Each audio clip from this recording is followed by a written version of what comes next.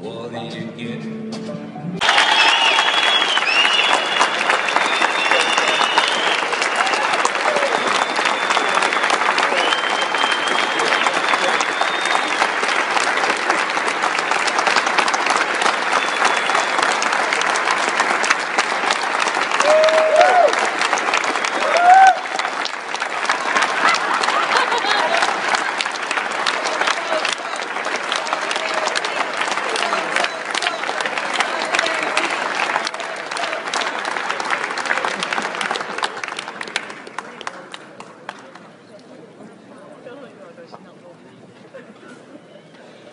Well, my friend, does everybody understand why we invited Danny here today?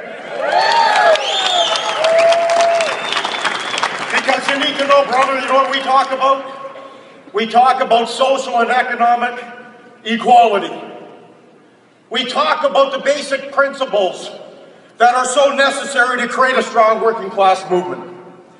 So, my friend, you've got passion, you've got heart, you've got commitment.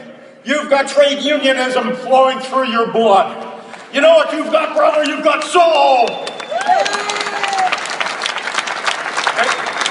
And you know what that means? That means that we are now officially making you an honorary member of Unifor.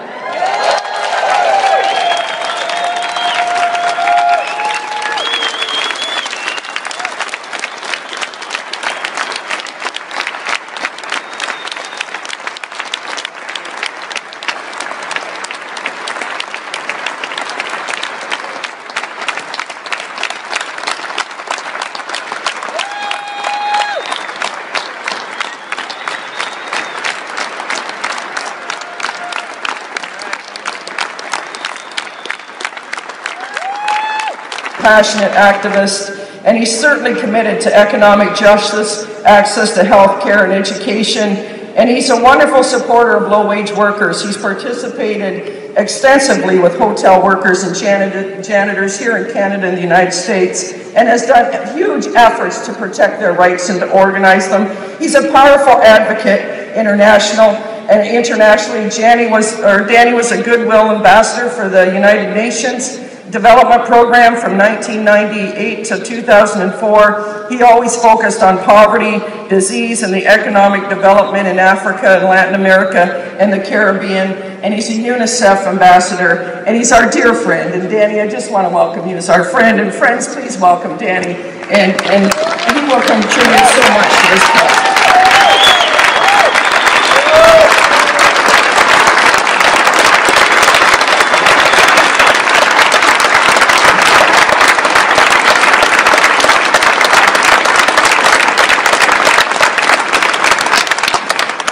You know, my friend, great friend, Harry Belafonte,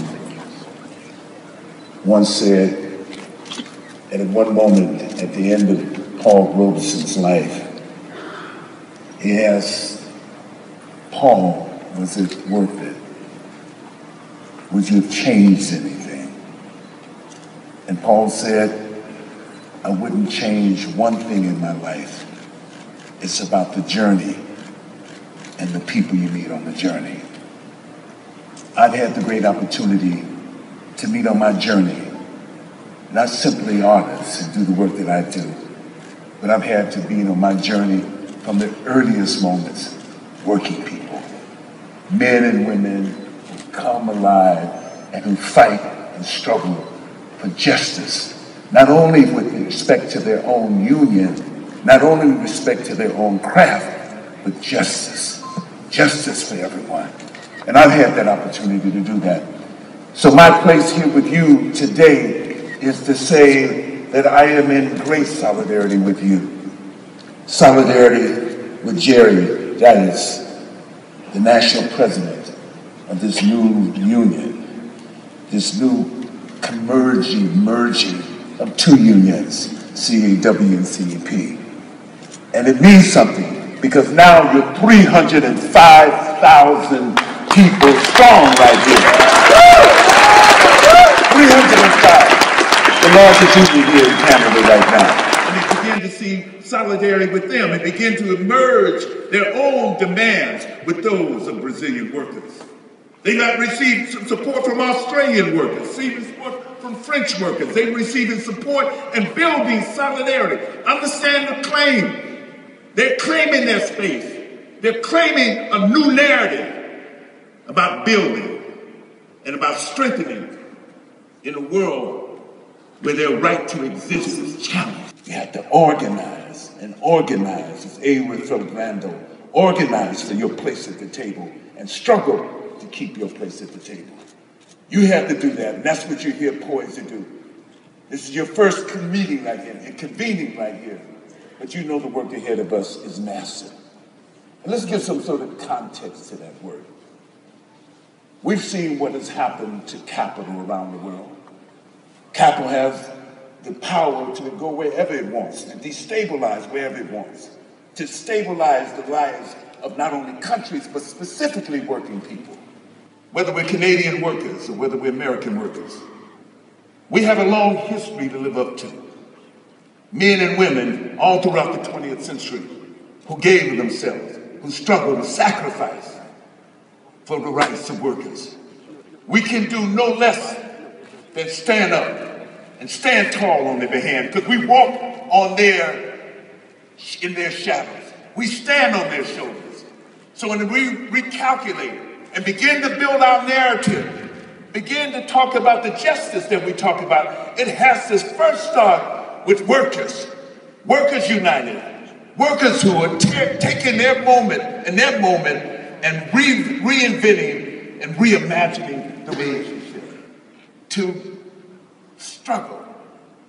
And I mean struggle. Ask the Smithville workers down in Fayetteville, North Carolina, who fought against Smithville for 16 years. Smithville, with all the money, Smithville, all the money, all the resources, fought them, take them to court, do all of that, but they couldn't break their spirit. They've had their union for 3 years now. Ask them, normal working people, ask them what it's like and the journey. And they know that the journey has not ended with their victory. The journey the world does not stand still. The journey goes on. The journey goes on in their struggle, and they're demanding justice. And that's what we're here to do. Thank you, brothers and sisters. Thank you so much. Because once you create the space, we begin to relate to it and connect to it. That artist has been down to Mississippi 2 times, gave a concert down in Mississippi. And because he connects not only with young people, students, he connected with the workers as well. That's common. We came up to Calvary where he was shooting a TV series and asked him for the support that we knew that would be valuable for these workers, and he stepped up to the plate. We gave him the space.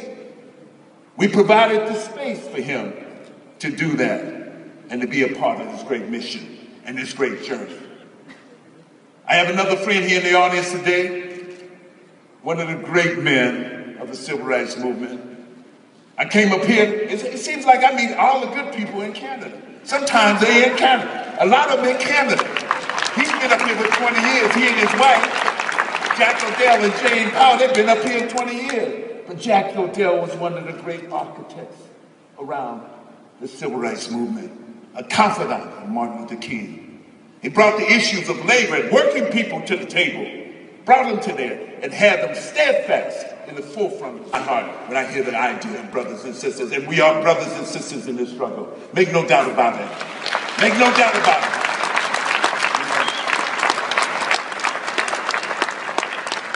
Dr. King said, where do we go from here? Community or chaos? That's the choice that we have on our shoulders. That's what we have the power to transform and to change. Because I feel we were moving toward community. When I come here, right here at this moment, we're moving steadfast, quickly toward community. We're building the alliances, building the moments that are necessary to change the dynamics that we exist in. And we're building toward that. And I want to thank you. Hassan and I met 2001 at the World Conference on Racism. in Durban. It was a great moment, a calculation of ideas and thought from people of color all around the world. It was an important moment. This is a moment right now also, this decade, the UN has designated this year of the Afro-descendant. Remember that is important because the countries around the world are paying attention to what's happening with African descendants. They're recalculating, they're reimagining democracy and including Afro-descendants in the process. Let's celebrate that as well because we're all connected in here.